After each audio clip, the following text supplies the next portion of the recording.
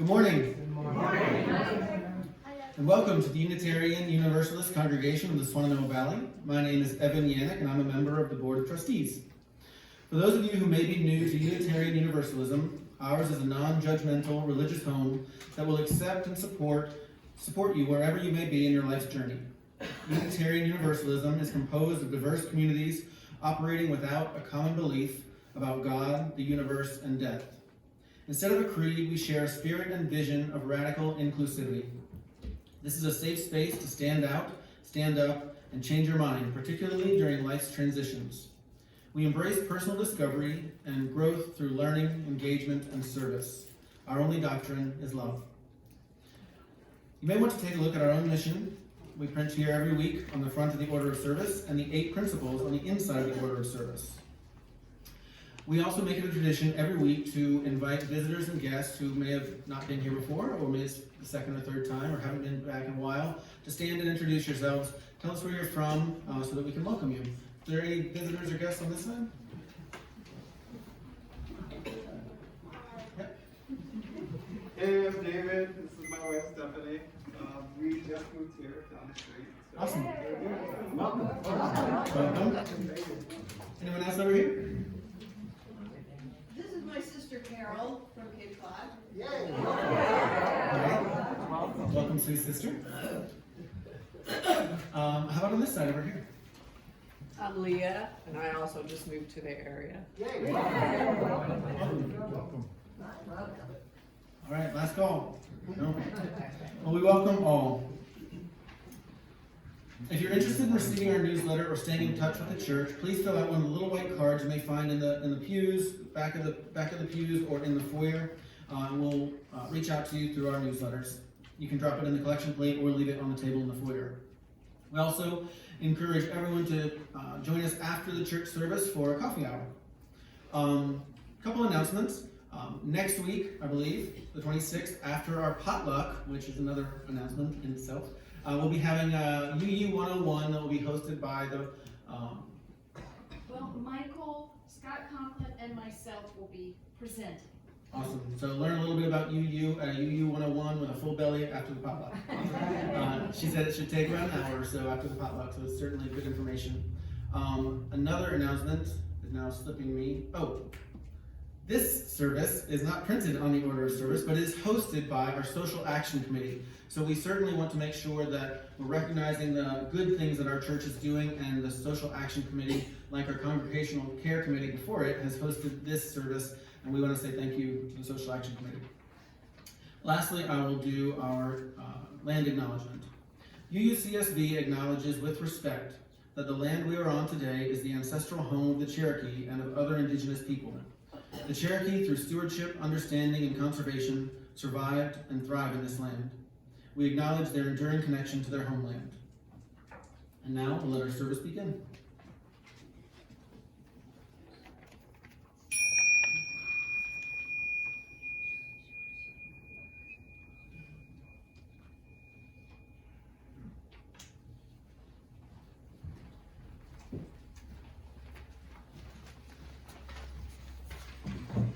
Good morning. Good morning.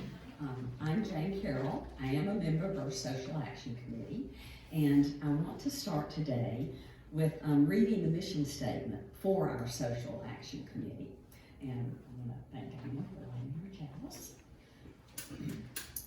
The mission statement of the Social Action Committee is to promote true accountability and courageous action in pursuit of a more just, equitable, multiracial, and pluralistic society. So I want to read some opening words that were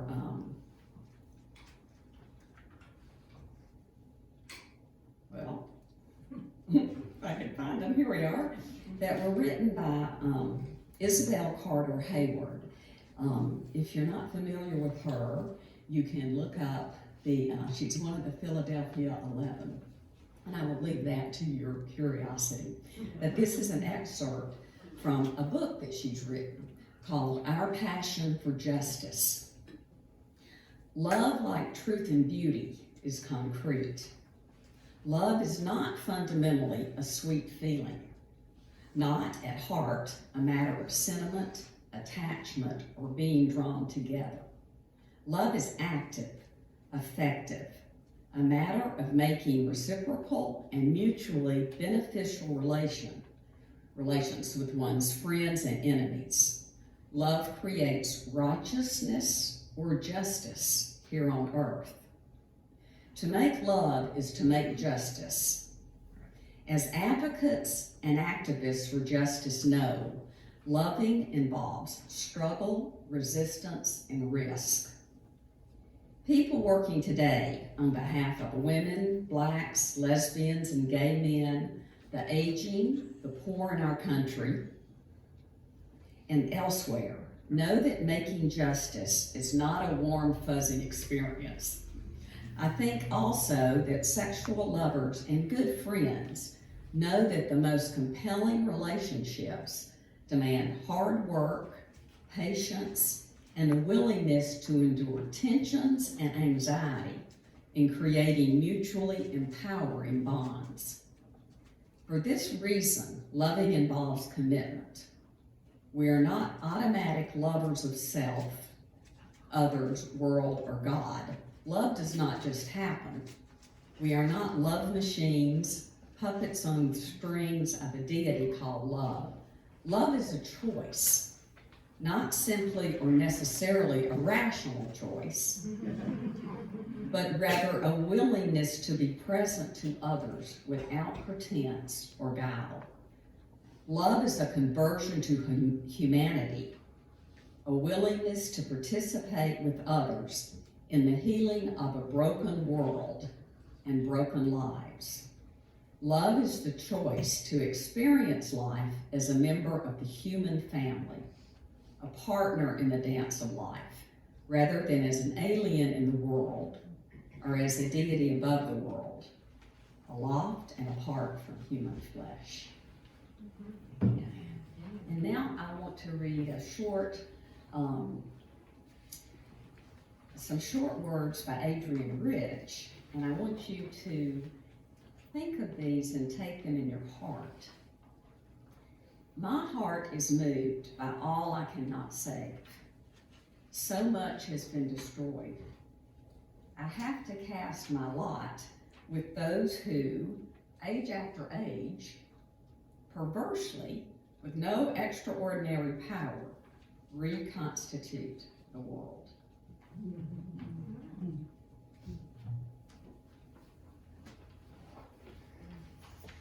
Okay, you can stand for hymn number 155, and it's, I'm gonna play through in case you are familiar with it, but we're gonna do the exact same words 3 times. And the melody is in the middle of the 3 staves. Up is this melody right there. Okay.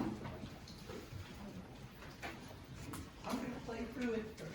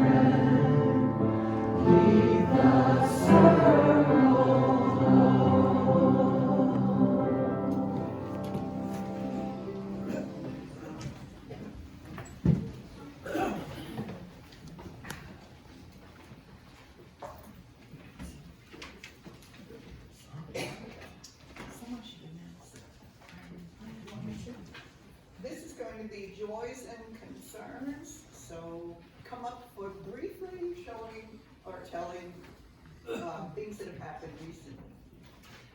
I'm Mary Soyanova, and I'm wearing my rally shirt. Deb Bingle, Jackie Kennedy, and I went to Washington yesterday.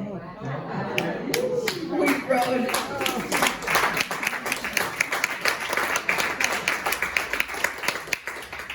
We rode for 8 hours on the bus, and then we rallied for 8 hours, and then we got back on the bus and rode 8 hours again home, and got home at 2 o'clock this morning. So it was wonderful, the weather was great, we had a very rousing time, and I'm so glad I went. Yeah.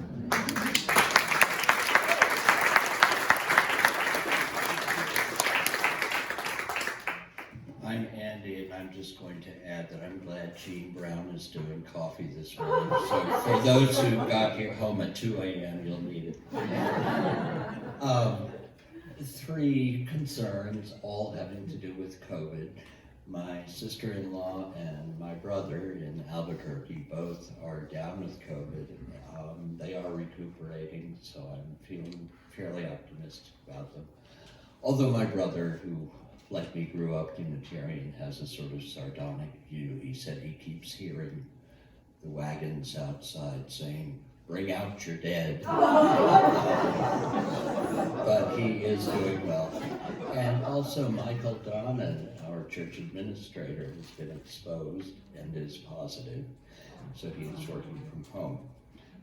For those of you who've been here a long time, a wonderful joy. Today, on Father's Day and Juneteenth, is former Minister Sally Beth Shore's birthday. So happy birthday, Sally Beth, wherever you are in Asheville and Spartanburg.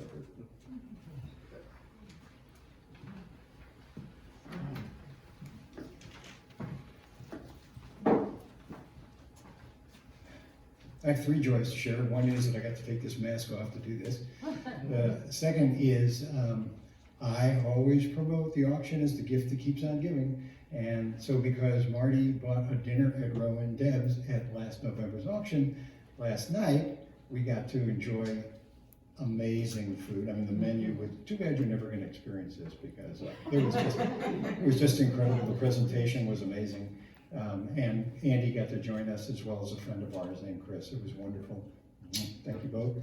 And my other joy, I think I mentioned as a concern last week that I had been on a hike and wasn't able to finish it. They thought something was wrong with my heart. So I went and got an EKG and a stress test, and the stress test came out fine. In fact, I asked them, because I'm a guy, how does this compare to other people? and they said, well, you're about average for a 52-year-old man. Considering it's 52, 23 years ago, you know, that's weird.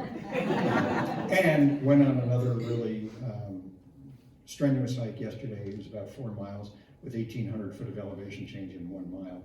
So we were going straight up and no problem, so.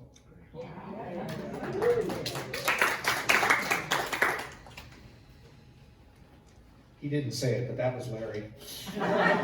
Following this tough. I have 2 joys. The first one is Mama's coming home tonight.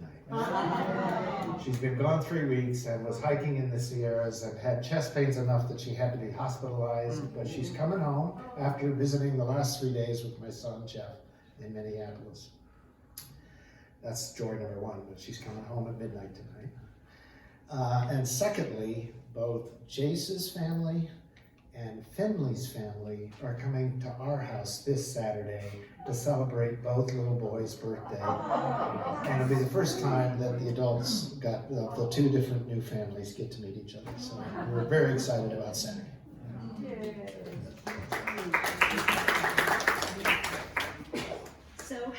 my name is Elizabeth Wallace, and I have 3 joys, which is a cause for great gratitude right there. The first one is I had surgery 2 months ago, and the surgery went great, and it was a 2-month recovery, and the recovery went great, so I'm back. I've been gone for that long. And to celebrate my coming back, I met with Michael, and I'm becoming a member. So this is great. And the third thing is I'm going to be doing an author's reading at Ollie on Thursday afternoon at 4:30. And upstairs in room 206, and of course you're all invited. Thank you.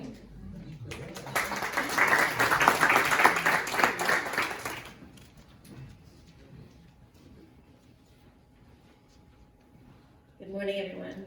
My name is Susan Enright Hicks. I have a joy and a concern this morning. The concern is that some of you, if you follow me on Facebook, may have learned that my son Linus contracted Lyme disease recently. So it's kind of a PSA concern. Please check yourself for ticks. I think the incidence in our area is still pretty low, but it does happen. And my joy is that Michael Reverend Carter, encouraged me to see about putting together a baseball outing again for us this year, which we obviously didn't do last year. So there's a sign-up sheet, kind of an announcement of joy, sign-up sheet in the foyer if you want to join us for a baseball game later this summer.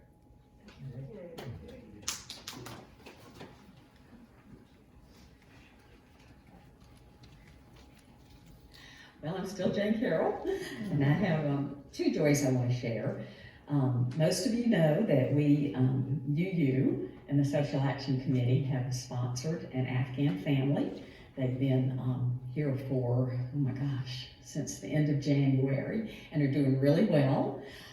And for the ones of you I didn't show a picture of the little girl that's 14 months, I have some on my phone. I'd be glad to share that. My second joy is that my husband has been working so hard to redo our living room in the house, and I just want to thank him. It's an incredible amount of work, and he just keeps going. Thank you.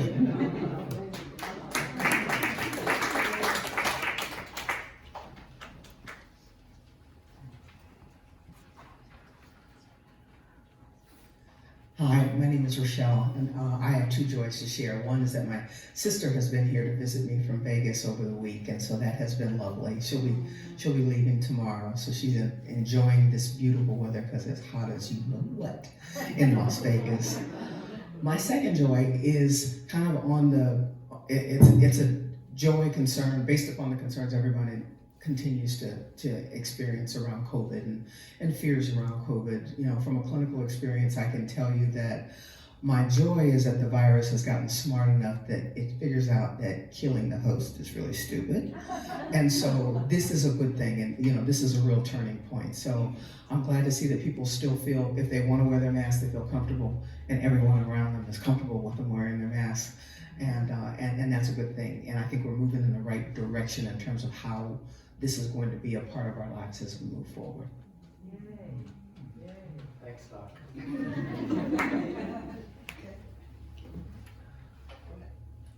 I'll light a candle for all the unspoken joys and concerns that people didn't come to share, but thank those of you who did.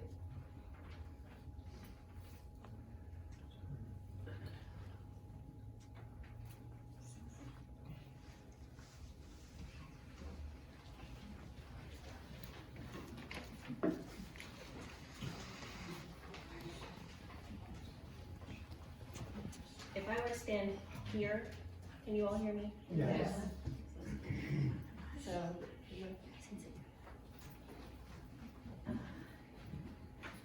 I'm afraid our Time for All Ages story is not what is published in your order of service.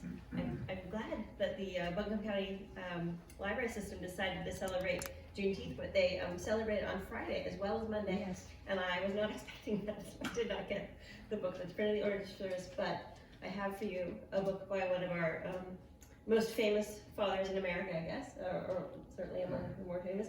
This is Barack Obama's letter to my daughter of the ICC. So I hope you'll enjoy it, and it feels appropriate nonetheless.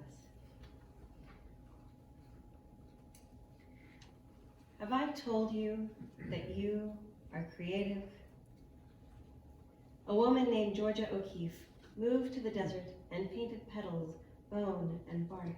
She helped us to see big beauty in what is small, the hardness of stone and the softness of a feather.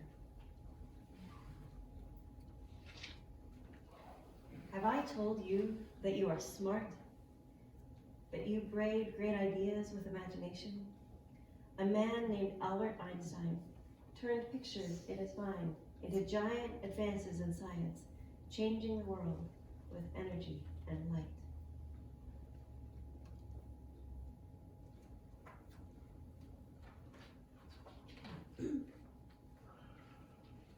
Have I told you that you are brave? A man named Jackie Robinson played baseball and showed us all how to turn fear to respect and respect to love. He swung his bat with the grace and strength of a lion and gave brave dreams to other dreamers.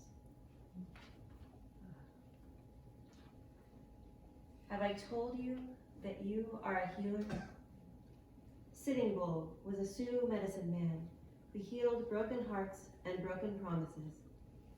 It is fine that we are different, he said, for peace is not necessarily for eagles to be crows. Though he was put in prison, his spirit soared free on the plains, and his wisdom touched the generations. Have I told you that you have your own song? A woman named Billie Holiday wore a gardenia in her hair and sang beautiful blues to the world.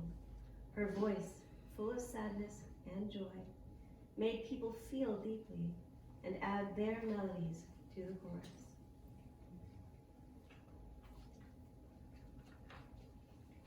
Have I told you that you are strong? A woman named Helen Keller fought her way through long, silent darkness. Though she could not see or hear, she taught us to look at and listen to each other. Never waiting for life to get easier, she gave others courage to face their challenges.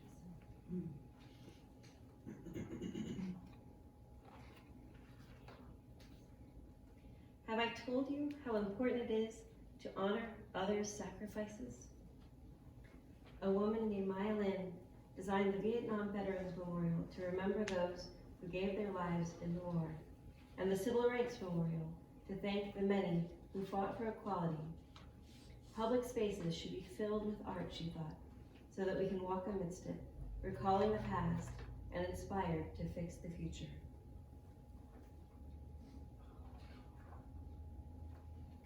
Have I told you that you are kind? A woman named Jane Adams fed the poor and helped them find jobs. She opened doors and gave people hope.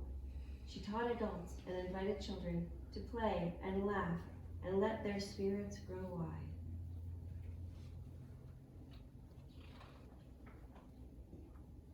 Have I told you that you don't give up? When violence erupted in our nation, a man named Martin Luther King Jr. taught us unyielding compassion. He gave us a dream that all races and creeds would walk hand in hand. He marched and he prayed, and one at a time, he opened hearts and saw the birth of his dream in us.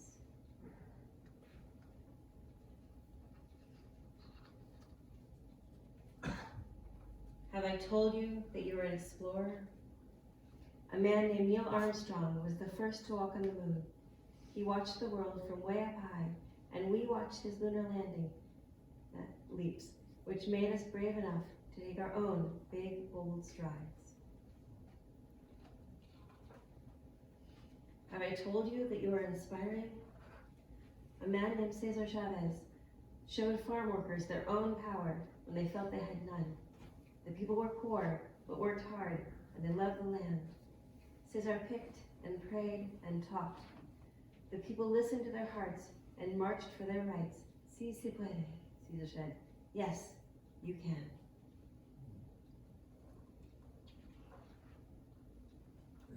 Have I told you that you are part of a family? A man named Abraham Lincoln knew that all of America should work together. He kept our nation one and promised freedom to enslaved sisters and brothers. This man of the people, simple and plain, asked more of our country, that we behave as kin. Have I told you to be proud to be an American? Our first president, George Washington, believed in liberty and justice for all. His barefoot soldiers crossed wintry rivers, forging ever on. He helped make an idea into a new country, strong and true, a country of principles, a country of citizens.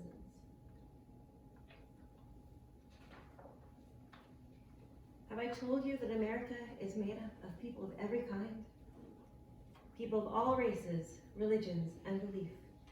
People from the coastlines and the mountains.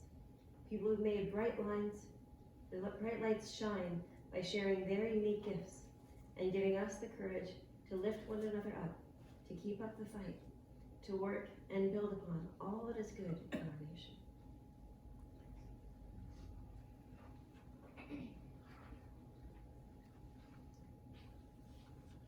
Have I told you that they are all a part of you?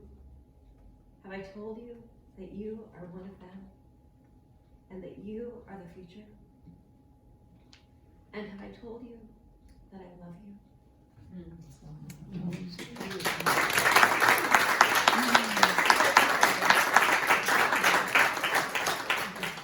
Can you give me the name? It's Of the I Sing. Thank you. A letter to my daughters by Barack Obama, a guy you might have heard about. That was beautiful, thank you. Good morning. I'm Deb Fingal, and I'm a little tired.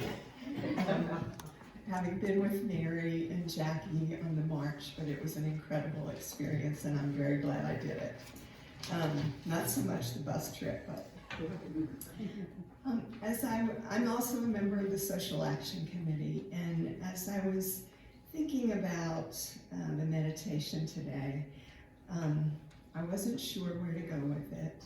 I wasn't real sure exactly what the sermon was going to be, but I went to one of my favorite magazines, which is Lion's Roar, because I'm a Buddhist Unitarian, and a lot of other things too. And I found something from one of my favorite teachers, Joan Halifax, and I'm going to read from her.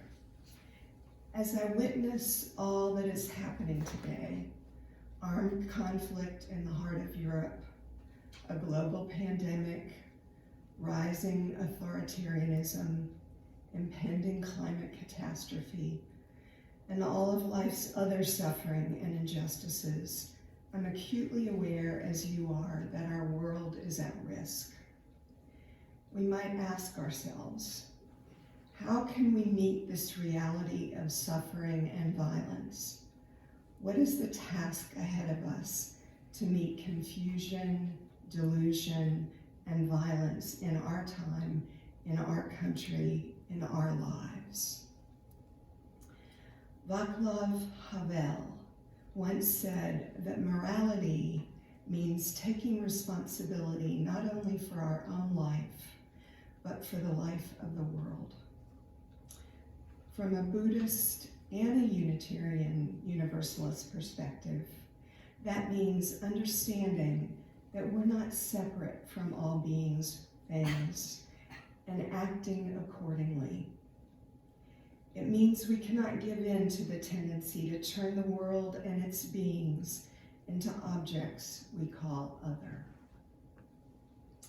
Yet we live in a world peopled by those who are subject to the deepest forms of alienation from their own natural wisdom, a world where whole communities see others who should be done away with, liquidated, eliminated, raped, ravaged, cut, and gunned down. When there is other, there's Auschwitz, a caste of people we won't touch, a clear-cut forest, an abused and abandoned child, a man behind bars, a village of old women whose men have all died in war, a fearful young conscript from Russia with a gun, Ukrainian civilians killed by rockets and bombs from the sky. Without other, there are none of those things.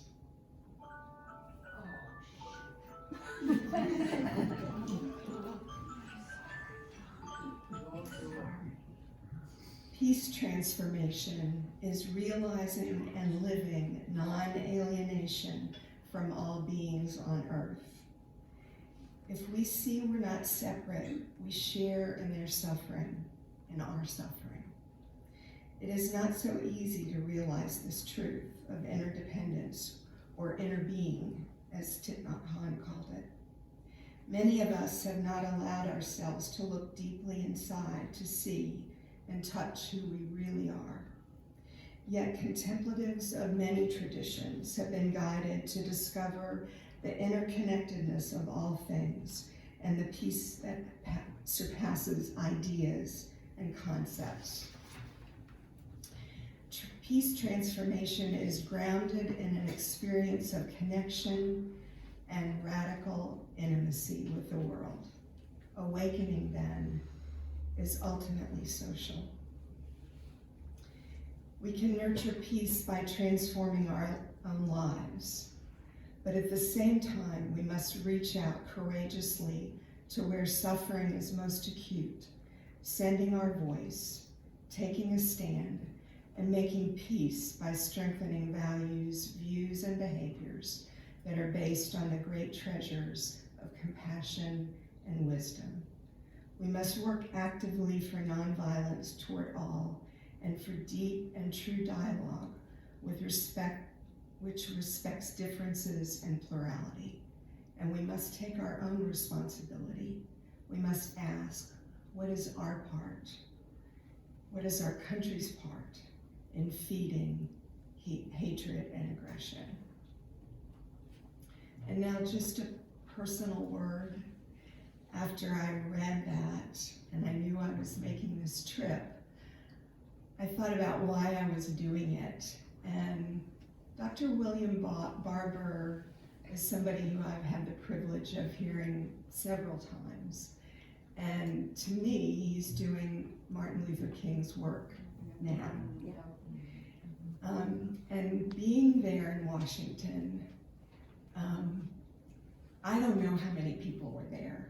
NPR said there were 3,000. Dr. Barber said there were a lot more. Looked like a lot more to me. You know how that happens. But the thing that I think most impressed me is Dr. Barber was front and center, but people from most every state in our nation, poor people, people of all stripes, we've talked about this all morning, got up and shared their stories, their dreams. And we listened, and it really felt like that inner being was really present. So I leave you with that, and just a moment of silence.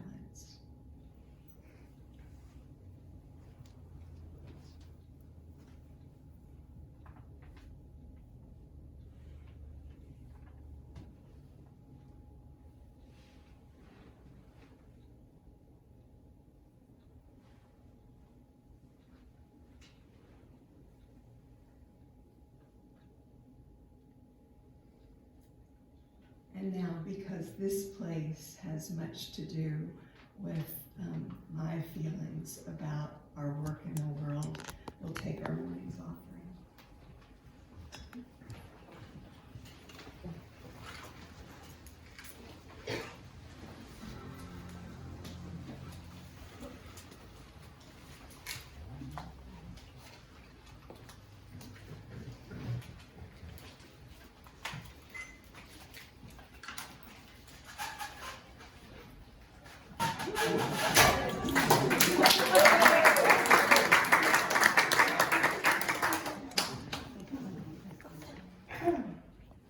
We're gonna sing hymn number 170, And in the interest of time, there are 6 verses, but let's sing 4, 5, and 6, okay?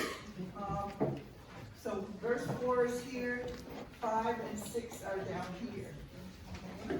This is hymn number 170.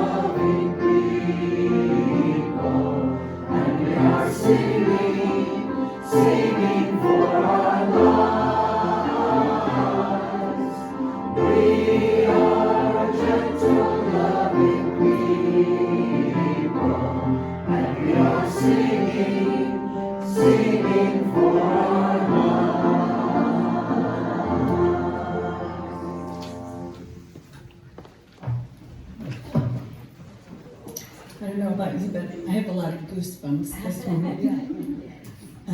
The reading to start our speaker off this morning is from Robin Wall Kimmerer, Braiding Sweetgrass.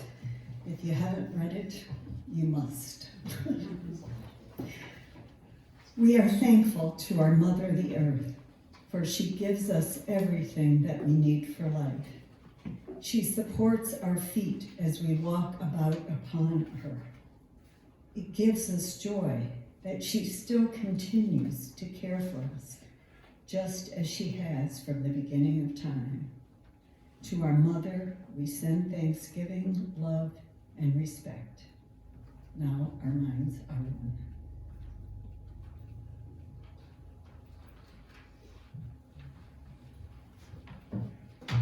Good morning. Good morning. Happy Father's Day and happy Juneteenth. My name is Alison Adams, and I am so honored to be here with you today. To give you a little background about myself, I grew up in the UU Church and am the daughter of Bette Bates and Robert Tynes. My interest in sustainable agriculture and permaculture began in college when I spent summers volunteering and wolfing on organic farms in Portugal and Spain. As interested as I was in this work, I was equally interested in studying classical voice, and both of my bachelor and master's degrees are in voice performance. When the pandemic began, I knew I wasn't going to be doing much music, and except I have been singing regularly with Linda, which has been such a bright spot in my life. But I knew I wasn't going to be doing much with music and enrolled in an online permaculture design certificate program through Permaculture Women's Guild. And this course absolutely changed my life, my perspective, how I look at problems and issues in the world, and also gave me invaluable tools for processing these issues and designing for long-term solutions. And I'm excited to share some of what I learned this morning. First of all, what is permaculture? The word permaculture is a merging of the words permanent and agriculture. The idea being to practice agriculture that is regenerative to the earth so it can continue to sustain life far into the future.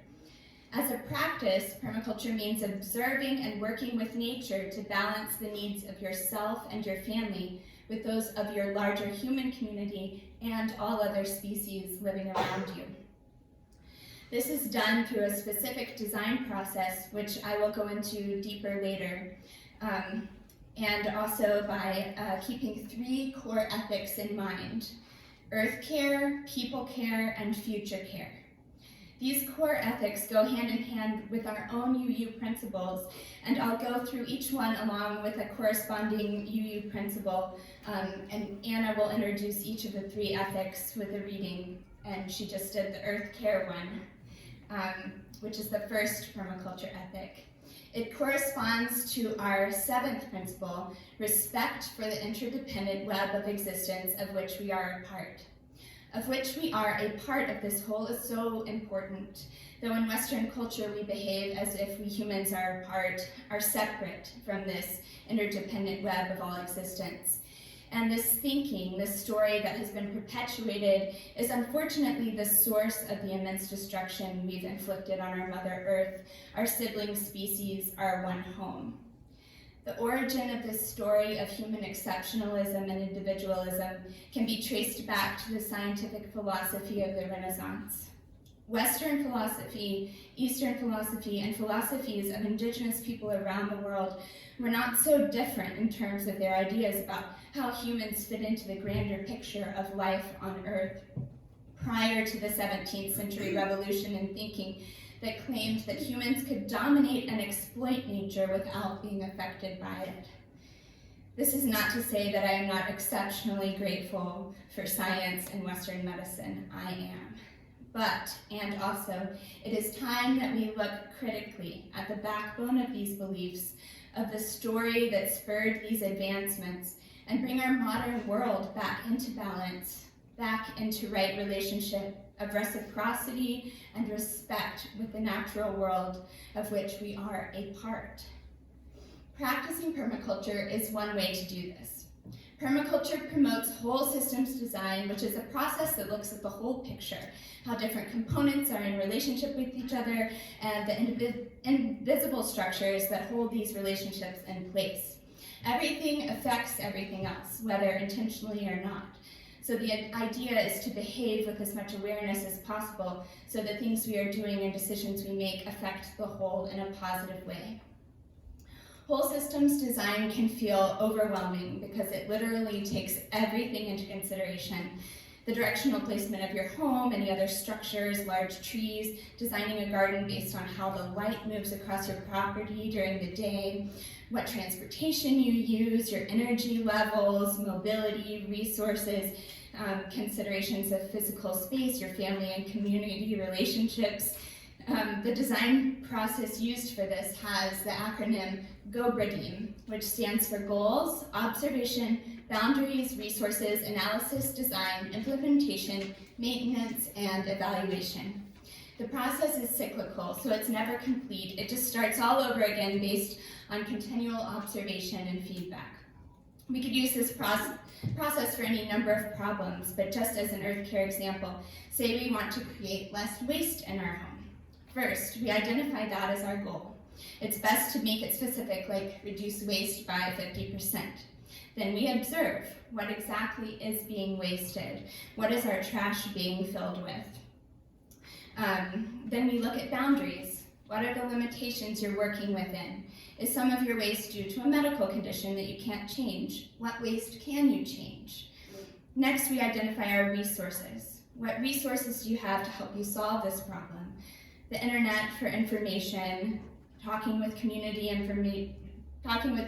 members doing similar things, space to compost or an indoor area to process food with a worm bin. And then comes the analysis step where we look at all the information we've gathered as a whole. Then we get into design where we create a plan to tackle the excess waste. And then the implementation step where we put the design into action. And then maintenance where we make sure we are doing what is needed to maintain the design. And finally, evaluation where we ask, how is it going so far? Did we meet our goal? What needs to be tweaked? If we did meet our goal, do we want to try to go further? Or change is constant. Maybe we moved and have a smaller or larger space to work with and need to go back and design for that, and the whole process starts all over again. This design process is so helpful because it gives structure and achievable steps to solving a problem that can seem all-encompassing and overwhelming. And just to be clear, I'm far from perfect. I struggle with waste. with buying more produce than we can eat before it goes bad, to avoid single-use plastics, but plastics still make up a significant portion of our trash. Perfection doesn't exist and is not the goal. The goal is movement in the right direction, doing better, being willing to learn and change and grow into a relationship of reciprocity with the earth. As Robin Wall Kimmerer says in Braiding Sweetgrass, let us pledge reciprocity with the living world. If we want to grow good citizens, then let us teach reciprocity. If what we aspire to is justice for all, then let it be justice for all of creation. I chose the example of designing a waste cycle because it has to do with the idea of reciprocity and recycling things back into the whole system. In permaculture, anything that is in excess and isn't recycled back into the community or the earth is considered waste and eventually becomes toxic. It throws a wrench in the cycle of reciprocity. This can be money, building materials, plastics, food, anything there's an abundance of that isn't being used or composted back into the system. Our current society was built on the idea that humans can just take, and that having a relationship to the repercussions of that taking and the waste produced by it is unnecessary. The ethic of earth care and respect for the interdependent web of all existence require that we become aware of our impacts and do what we can to change the centuries-old story that humans are not separate from nature.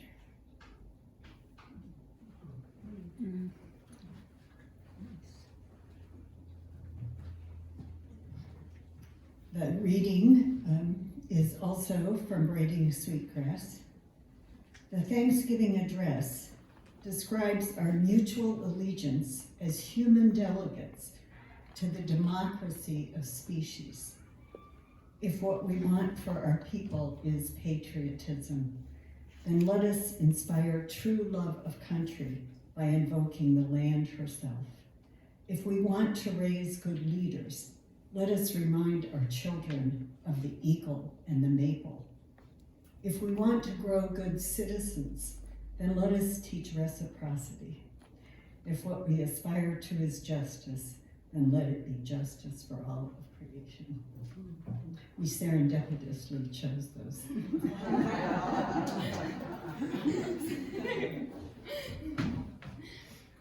The second permaculture ethic is people care, which corresponds to our first principle, the inherent worth and dignity of every person.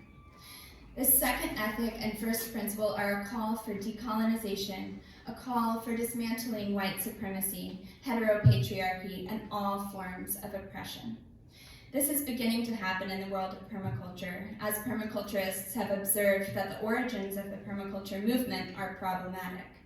The movement was started by two white Australian men, Bill Mollison and David Holmgren, and though much of their research and views came from Aboriginal and other indigenous cultures around the world, they failed to give adequate credit to these communities.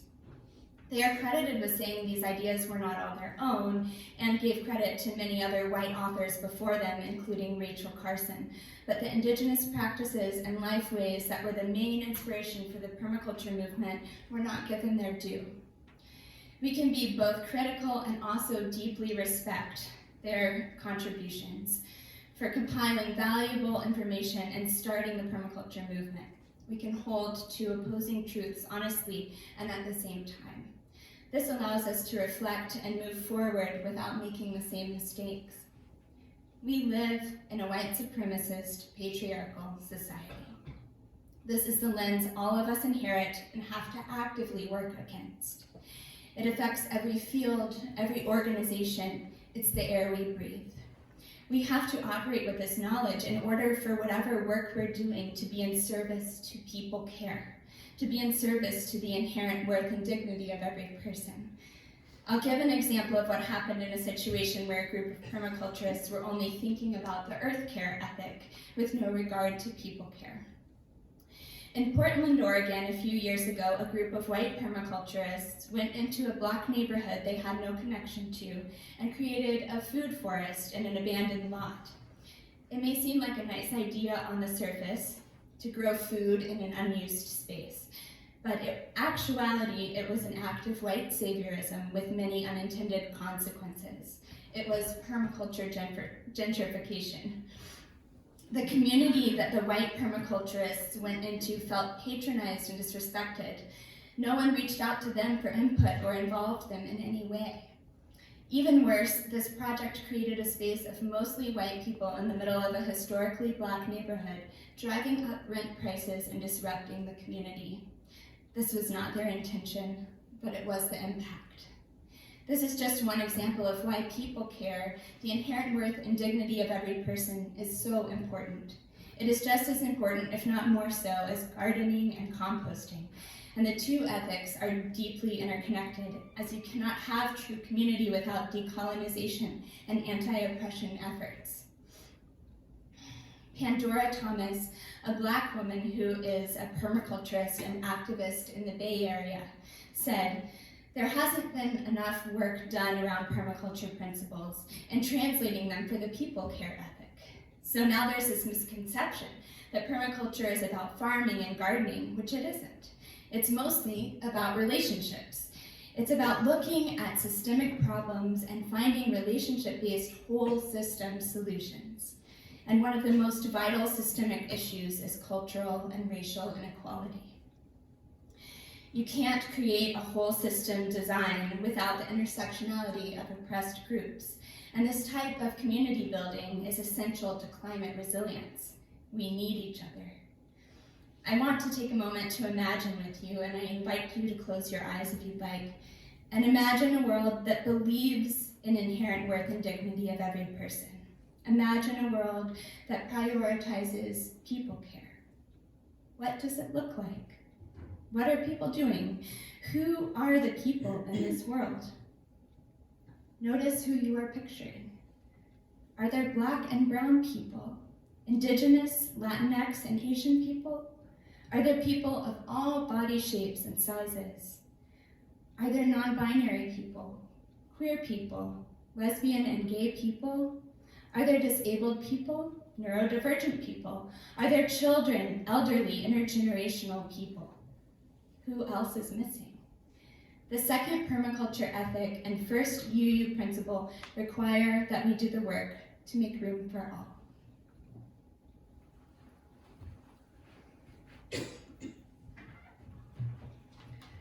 And for the last reading, for the future, I have just a very small part of a poem, a long poem by Adrienne Marie Brown.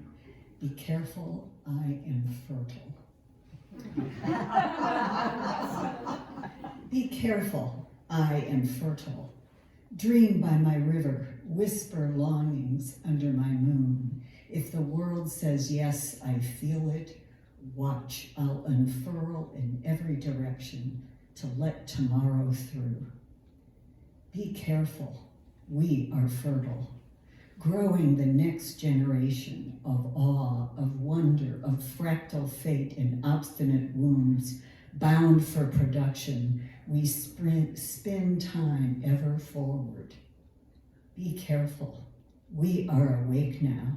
Be careful, we are springing.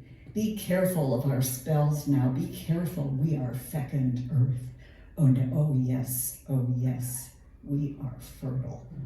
That's great.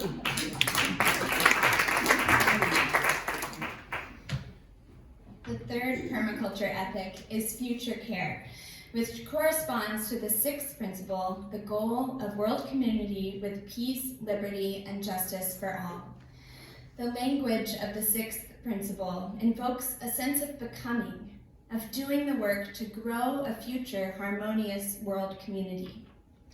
Joanna Macy, an environmental activist, author, and scholar of Buddhism, writes, "As other wise ones have observed, we who are now in service to our planet cannot know whether we are deathbed attendants to life on earth or midwives to a new age." Both callings have similar characteristics: a sense of awe, complete attention to each moment, a thinning of the veil between life and death.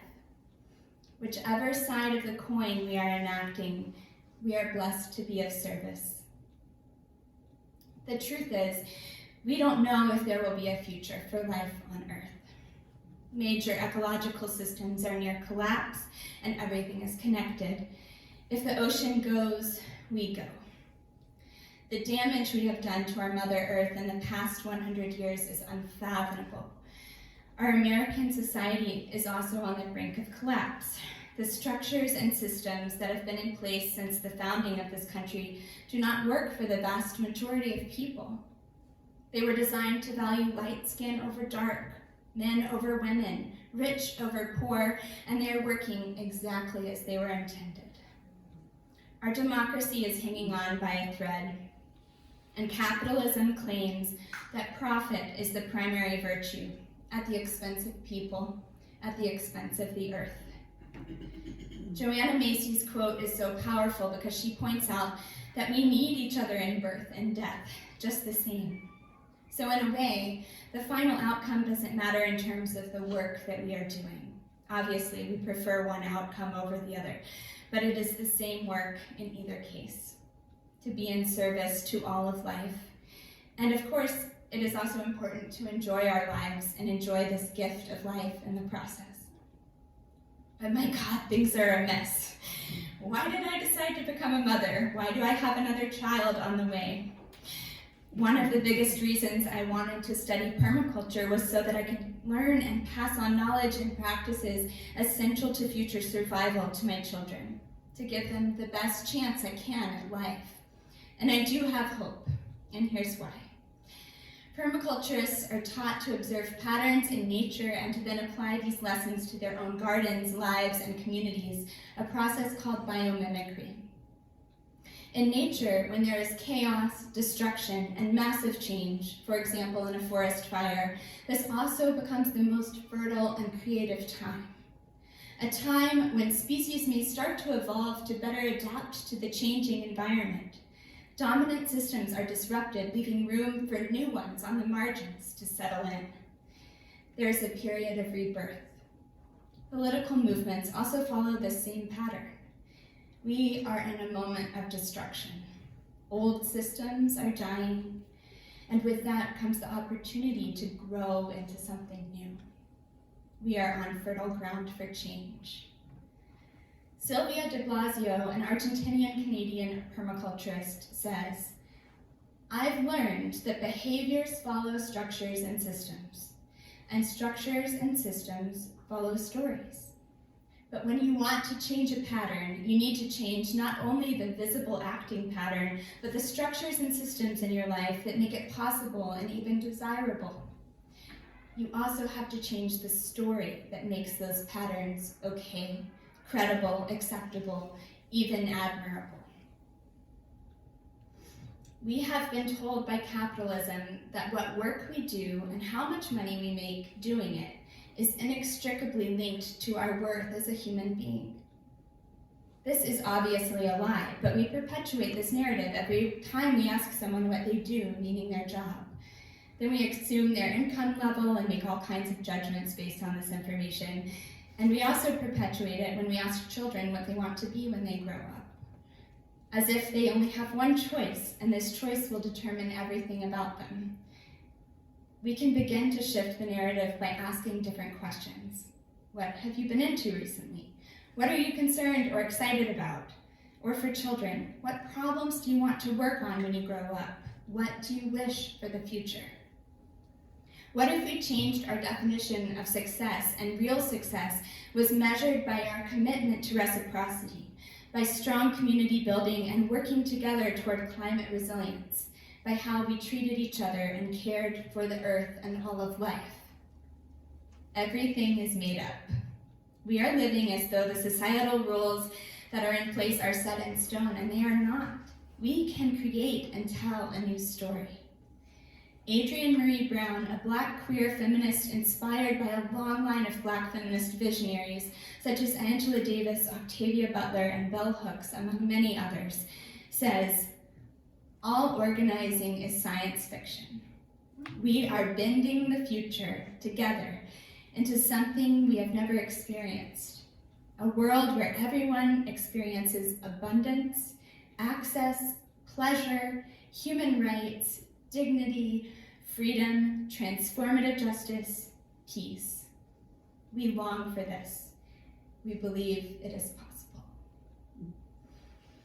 Before we end, I have been asked to share that Suzanne is stepping down from the Social Action Committee.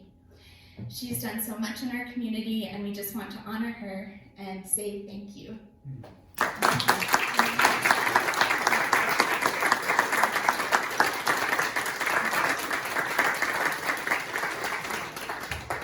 And as is the cyclical nature of things, I just want to also share that I've been convinced to join the Social Action Committee, and I'm excited to take part. Thank you for having me.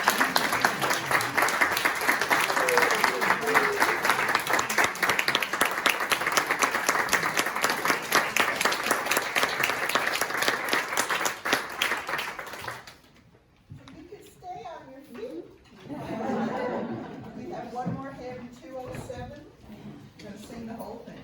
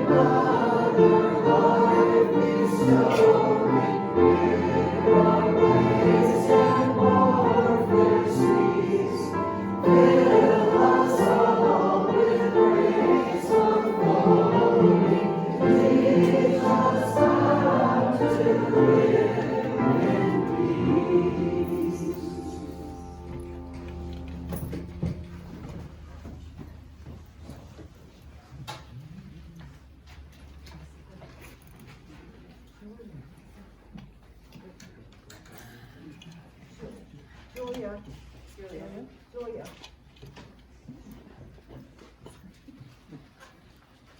I'm Julia Jordan, a member of the Social Action Committee. The proof of our faith is not in the confessions we make or the words we say. The proof of what we believe is how we bring about love, justice, and community. Happy Father's Day and Juneteenth.